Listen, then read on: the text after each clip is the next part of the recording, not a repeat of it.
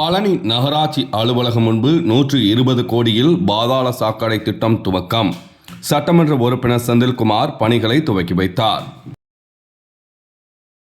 பழனி பெருநகராட்சியில் 33 வார்டுகளில் 1 லட்சத்திற்கும் மேற்பட்ட பொதுமக்கள் வசித்து வருகின்றனர்.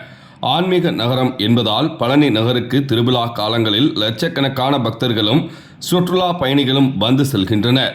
இதன் காரணமாக தங்கும் விடுதிகள், உணவகங்கள் என வணிக நிறுவனங்கள் அதிகரித்து வருவதாலும், மழை காலங்களில் சாலைகளில் தண்ணீர் தேங்குவதாலும் பாதாள சாக்கடை திட்டம் பழனிக்கு கொண்டு வர வேண்டும் பொதுமக்களும் வணிகர்களும் நீண்ட நாள் கோரிக்கை விடுத்து வந்தனர். மேலும் உணவகங்கள், தங்கும் விடுதிகளில் இருந்து வெளியேறும் கழிவுநீரால் நகரின் மையப்பகுதியில் உள்ள வையாபுரி குளம் தண்ணீர் மாசுபட்டு விவசாயத்திற்கு பயன்படுத்த முடியாத நிலை இருந்து வந்தது. இந்த நிலையில் பாதாள சாக்கடை திட்டத்தை உடனடியாக நிறைவேற்றக் கோரி விவசாயிகள் முதலமைச்சருக்கு கோரிக்கை விடுத்து வந்தனர். இந்நிலையில் 120 கோடி மதிப்பீட்டில் பாதாள சாக்கடை திட்டம் அமைப்பதற்கு கழிவுநீர் உந்து குழாய் மற்றும் கழிவுநீர் சுத்திகரிப்பு நிலையம் பணிகளுக்கு பூமி பூஜை விழா பழனி சட்டமன்ற உறுப்பினர் IP செந்தில்குமார் தலைமையில் நகராட்சி அலுவலகம் முன்பு நடைபெற்றது.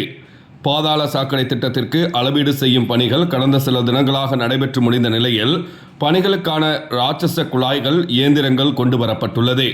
தங்களின் நீண்ட நாள் கோரிக்கையை நிறைவேற்றி கொடுத்த தமிழ்நாடு முதலமைச்சருக்கு நன்றி தெரிவித்துக் கொண்டனர். நிகழ்ச்சியில் நகர்மன்ற தலைவர் உமா மகேஸ்வரி, நகர செயலாளர் வேலுமணி மற்றும் பொதுமக்கள் உள்ளிட்டோர் கலந்து கொண்டனர். சனிக்கிழமை இரவு 7 மணி அளவில் கிடைக்கப்பெற்ற தகவல்.